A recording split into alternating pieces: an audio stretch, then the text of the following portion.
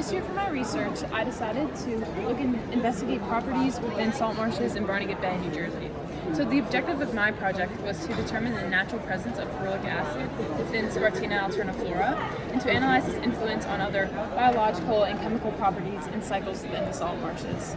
So I discovered that it does have several factors which might inhibit the cycling of nitrogen and phosphorus and kind of overall contribute to the effects of pollution within our salt marshes. What do we have here? So I studied the little-known effects of wildfires and prescribed burns on soil nutrients and parameters in pygmy pine forests in succession in the pine barrens. And wildfires are very prevalent in the pine barrens. They're a fire-adapted area. So studies on this there's not much information out there. So I hope to shed light on the importance of wildfires in these ecosystems and that there are fluctuations in these nutrient levels after the fires, so more studies should be done on this type of topic to learn more about these specialized ecosystems. What do you have here? So in this presentation, I am testing alkalinity in different areas around the world. So alkalinity is it's a chemical that neutralizes acid in water, and when there's too much of it, it can cause irritation in eyes, skin, hair, and like a lot of places. And too little of it will not neutralize the acid, so that's also be dangerous. That's why you want to keep a balance of about 20 to 120. So I have been studying dinoflagellates and seeing if I can strengthen their glow by adding more nutrients to them. I've done this the reason I wanted to do this was because I was interested in the red tides and trying to prevent them in our watersheds and other environments where they could be harmful to humans or animals of all sorts.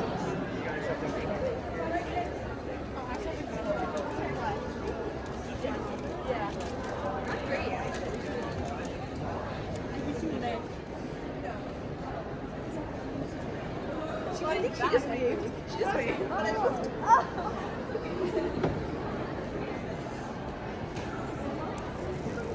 What are you presenting today? Can beans grow upside down hydroponically?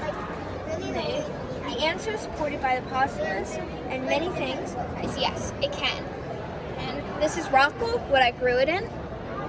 And I have pictures displayed in there. And I am proud to say that out of a thorough research, yes, they can grow. I'm happy and I'm proud of that. So my project was called Light Spectrum Seedlings, and I wanted to find what color light can help a plant grow to be the tallest. Blue was the tallest, followed by white, which was my control, followed by red, then purple, and finally yellow. Purple light overall was the best for plant growth. Deep color, a good stem, and a really nice smell. It also had a very deep taste. For me, my project, I have tested what different liquids affect the growth of these kidney bean plants that I have so violently have on my board. The liquids that I tested with were Coke, Fanta, Sprite, water, Red Bull, ginger ale, root beer, and seltzer. Which, as we saw, water, of course, grew the tallest. Red Bull shockingly came in second. Red Bull gives you wings, I guess. And seltzer, the one closest to water, actually failed to grow past 25 millimeters, only making it to the 10 millimeter point.